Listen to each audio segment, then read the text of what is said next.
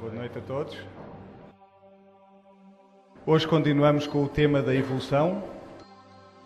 E, desafortunadamente não podemos tratar de todo o tema e, portanto, vamos apenas observar algumas áreas interessantes esta noite. Antes de começar, vamos dar uma olhada à genética. Charles Darwin não sabia nada de genética. A ciência da genética ainda não tinha sido descoberta nessa altura. Quando ele partiu na sua viagem no navio Beagle, o Gregor Mendel tinha feito o seu trabalho, mas esse trabalho estava enterrado numa pilha de pó no mosteiro. Darwin ensinou a sobrevivência dos mais aptos. Ensinou a seleção natural.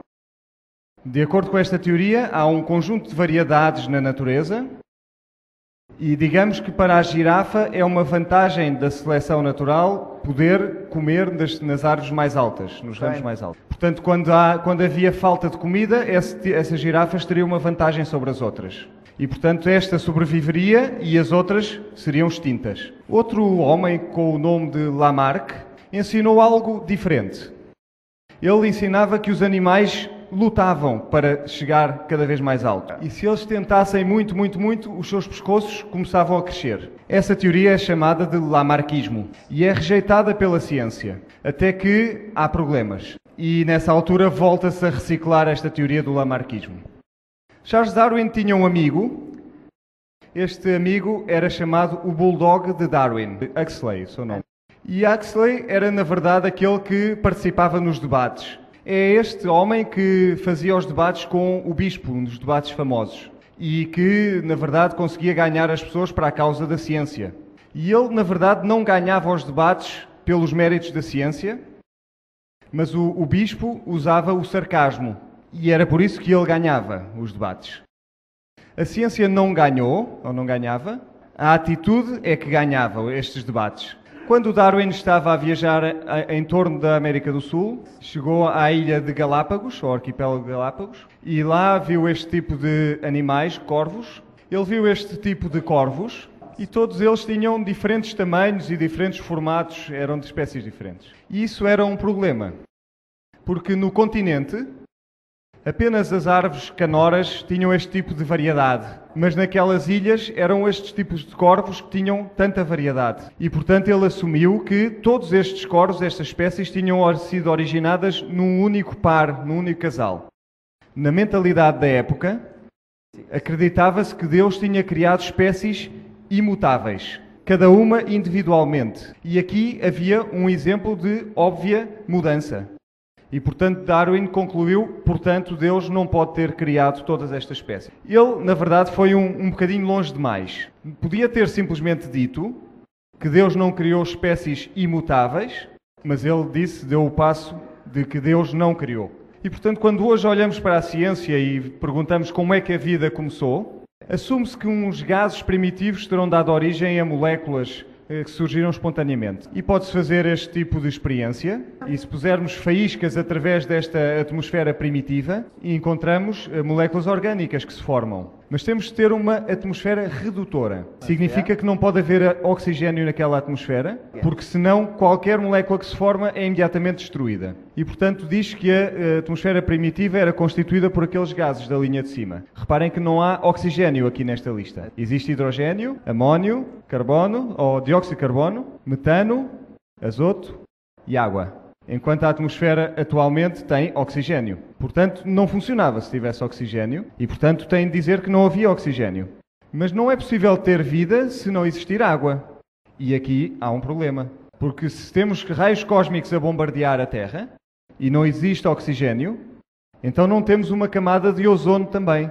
E, portanto, não existe esta camada protetora do ozono. E, portanto, somos bombardeados por uma grande dose de radiação. E isso significa que as moléculas de água imediatamente serão separadas em hidrogênio e oxigênio. E, portanto, nunca poderá haver uma atmosfera sem oxigênio se havia água no início. E, portanto, esta teoria, na verdade, não funciona, não passa nos testes.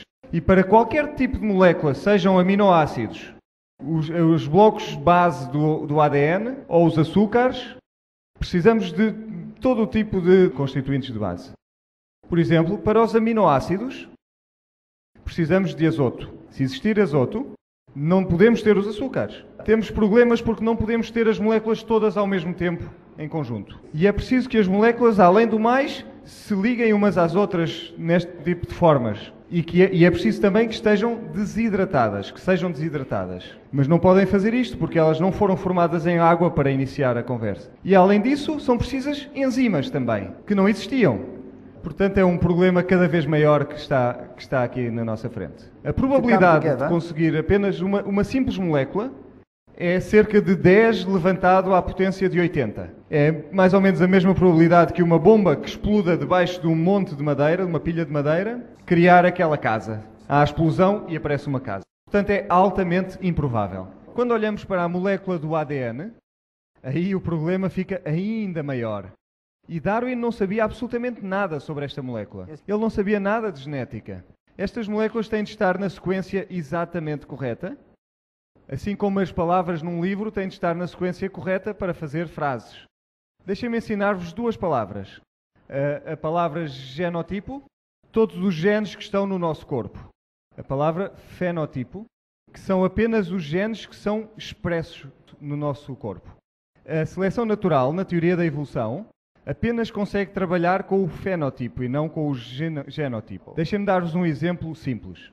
Se estivermos a caminhar no Alasca e um urso polar vem contra nós e nós fugimos e temos um amigo que está connosco e o nosso amigo é baixinho e gordinho e o outro é grande e forte e pachorrento como eu, qual destas pessoas é que tem a vantagem da seleção natural? O forte, naturalmente. Qual é a moral desta história? Que devemos andar sempre acompanhados de alguém baixinho e gordinho quando vamos para o Alasca.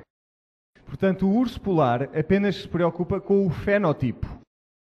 Que o baixo e o gordinho não pode correr depressa. Portanto, alterações ao nível do fenotipo acontece por acaso, através de mutações. Como é que apareceram os genes? Através do acaso. Ou foram desenhados, projetados. E, portanto, agora temos uma escolha. Ou apareceram por acaso, ou foram desenhados. Todos os genes que temos no nosso genotipo não são sujeitos à seleção natural. Apareceram por acaso.